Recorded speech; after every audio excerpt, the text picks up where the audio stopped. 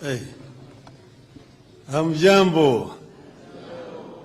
Asasi za kijamii, hamjambo. Comrades power. Comrades power. Asanteni sana, you may be seated.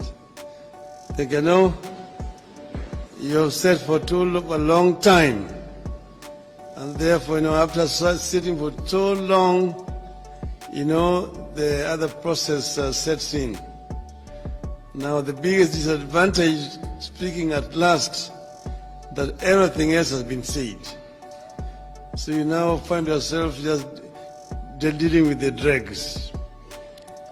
But let me first begin by thanking members of the civil society, members of the university fraternity, and our students for coming here in such large numbers.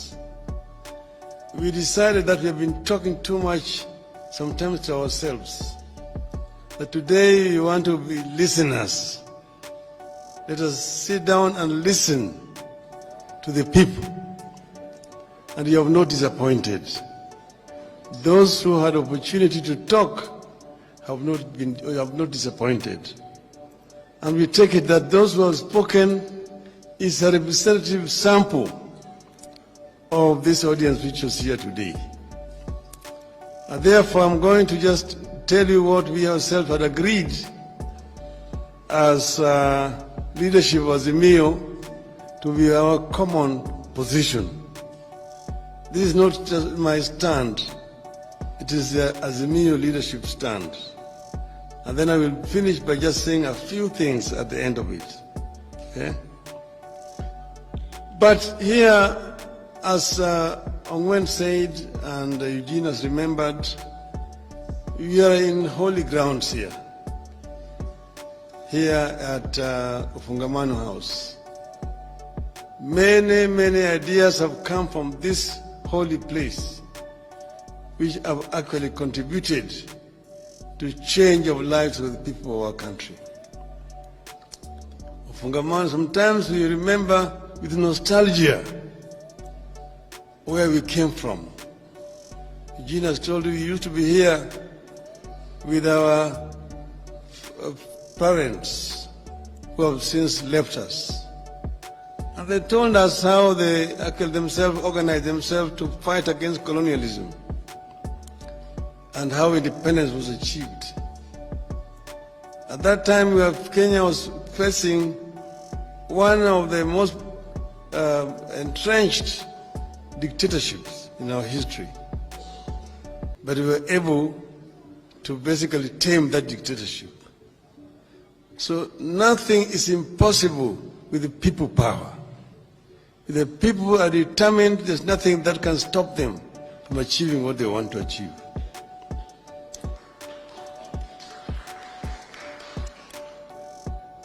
Over the decades, this venue has become synonymous with our quest for a more perfect nation. Each time we have taken a stand here, the nation has overcome confusion, doubts, and fear, and taken a stand for the better. Although we have held deliberations here that shaped our nation, none has taken place under circumstances as worrying as is the case currently. Kenyans have never had to struggle this hard to put food on the table or take their children to school. Even the civil servants have never gone without pay up to the 13th of the month. When we held frequent meetings at this venue in the 80s, 90s, and early 2000s, we aimed to end the single-party rule and give ourselves a new constitution. As we meet today, both the multi-party democracy and the constitution we fought for are under attack. Our electoral system is under attack, and all the work that we have done in creating the Independent Electoral and Boundaries Commission and introducing the use of technology into our elections are clearly going to waste. Despite the Constitution that calls for inclusivity in public affairs, the professional civil service that we have tried to build since independence is being dismantled through tribal appointments and sackings.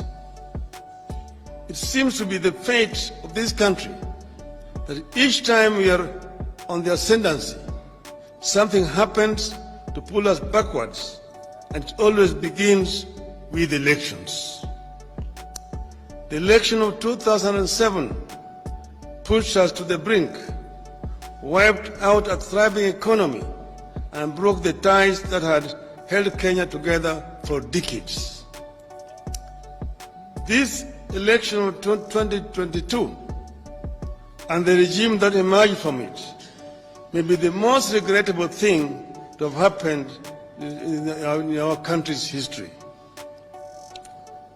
The failures they have recorded in a mere 6 months, including a record of high cost of food and a collapsing economy, should be enough warning that we have to act quickly and decisively.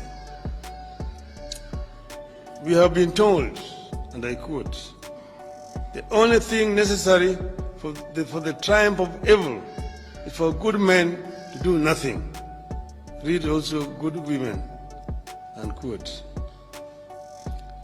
Our presence here underscores our refusal to be the good people who did nothing and allowed evil to triumph in our country. Something fundamental must give this time round. Otherwise, we could lose a whole country. Our wish is to achieve the overhaul of our state of affairs with the involvement of the people from all segments of our society at every stage. We will engage in the bipartisan process to which we have sent very able and competent representatives. But the people must not be left out or behind. We are not going into this dialogue for deals in smoke-filled rooms. We are going into this to secure and safeguard fundamental life and death gains for the people and the country. Throughout the talks, we expect the people to stand on guard and ensure it's about them and the country.